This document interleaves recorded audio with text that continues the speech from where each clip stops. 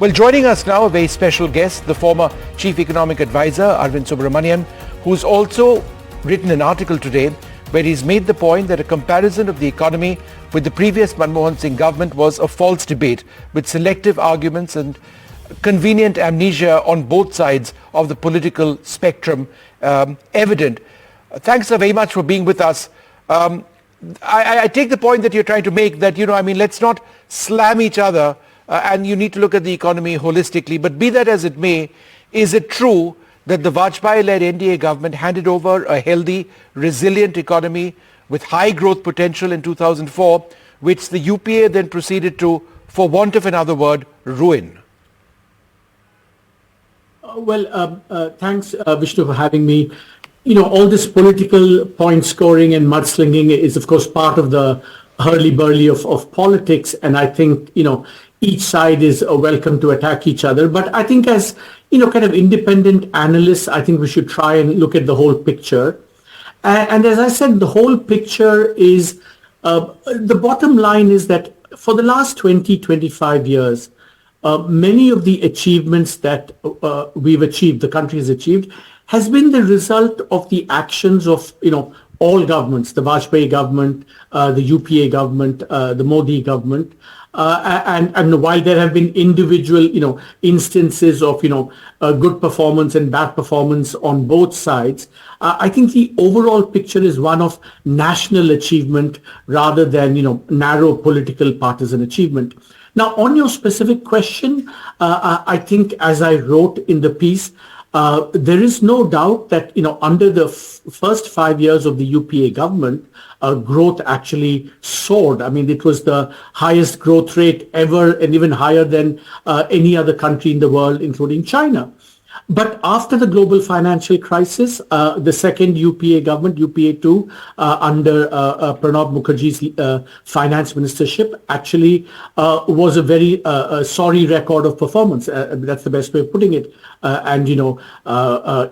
Inflation got out of control, the current account deficit widened, and basically we had macroeconomic instability. And it's absolutely right to say that we came very close to a financial crisis.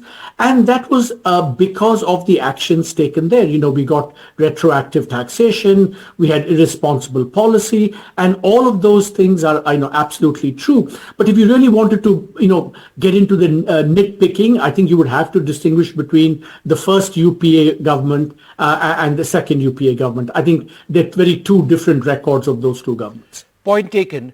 The government's white paper in Parliament says that a high fiscal deficit for 6 years between 2009 and 2014 heaped, and these were the words in the report, heaped misery on ordinary and poorer households, and that over a 5-year period from 2010 to 2014, the average annual inflation rate was in double digits. Between the financial year 2004 and 2014, the average annual inflation in the economy was 8.2%.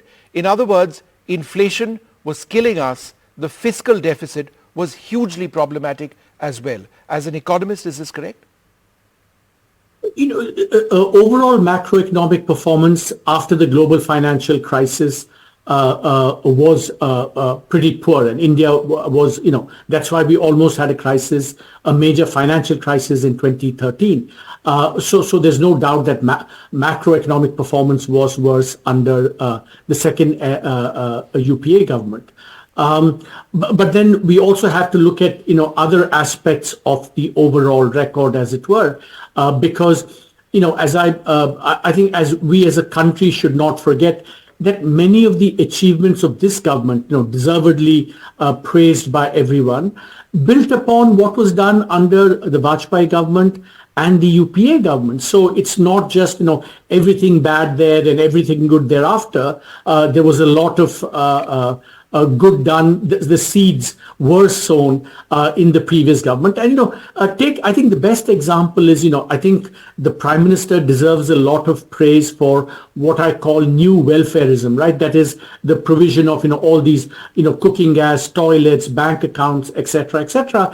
And, the term that I coined for it was the jam revolution. Yes. But, I think it's both true that the seeds of the jam revolution were sown by the UPA government under the leadership of Nandan Nilekani, but it's also true that the UPA government halted progress on that, and therefore the Modi government gets credit for actually rehabilitating that.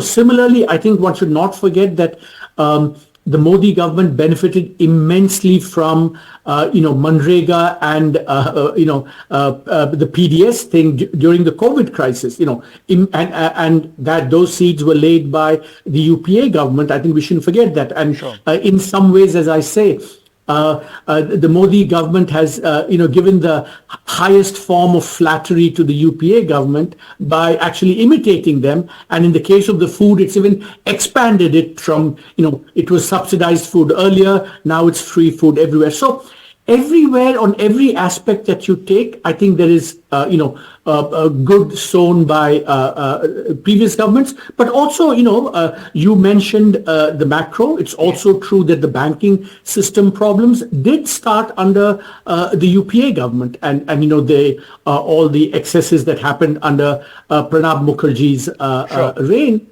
The banking system, and that was allowed to fester for a long time by the UPA government, and the NDA government and the Modi government came and implemented the IBC, and now we have a healthier banking system. But there too, I would argue that the record of the Modi government could have been much better. It's really a matter of being balanced and giving credit where credit is due, and apportioning blame where blame is due. I think that's the perspective that at least an independent analyst like all of us should have. Let me ask you this, and this is the flip side of what the government has presented in Parliament today. The Congress earlier today released a black paper, and they said, and I quote, that this government has devastated the country's economy, aggravated unemployment, and destroyed India's agricultural sector. Again, I'm cherry picking parts of what they've said, but this is frankly the heart of their argument. Is there any truth in this? Well, I think it's, look, if you look at the overall employment situation in India, it's been a sorry record for 75 years or whatever, 50 years, for a long period. I don't think any government has been very successful at providing formal sector employment jobs for a vast share of the population. That was true for previous governments. That's true for this government as well. So I wouldn't say that, any one government is worse or better at it. What I would say is that our ability to deal with, a crisis in unemployment, for example, unemployment suddenly picking up because of the COVID crisis, our ability to respond has improved considerably because of the action of both governments. As I said, the UPA government laid the spade work for Manrega and the public distribution scheme, the subsidized food, which cushioned us, and the Modi government built upon that. So I don't think one can easily say that one government has been better or worse on employment creation, but certainly the country as a whole has been much better at being able to deal with the consequences of shocks to employment when they occur.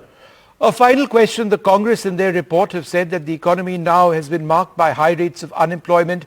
They use the word economic catastrophe and point to policies such as demonetization. They point to what they say is a flawed GST, which they say has increased the divide between the rich and the poor, devastated millions of farmers, daily wage workers. Again, I ask you this as an independent economist. Is this an accurate way of looking at these parts of our economy? I think the word catastrophe is, as much exaggeration and hyperbole as, the white paper saying that all the damage was done by the... So this is, political parties are entitled to use this hyperbole. But, I think that what we can say is that, the growth under the Modi government has been decent, not spectacular. Macroeconomic stability has been good. Has been better than in the past, but all the challenges of creating manufacturing jobs, etc., are still outstanding. But overall, I think that where the improvements have been made under this government, for example, physical infrastructure, digital revolution, the bankruptcy code, the GST, those have all been cumulative and national achievements for which both parties deserve credit and to which both parties contributed. All right, it's great listening to you, and thanks for sort of sharing that very balanced perspective on such an important issue which affects more than 1 billion Indians over here. We cannot be looking at our economy in isolation. It is a product of what existed in the past, and we really need to be balanced in how we look and assess it presently. Thank you very much, sir, for being with us.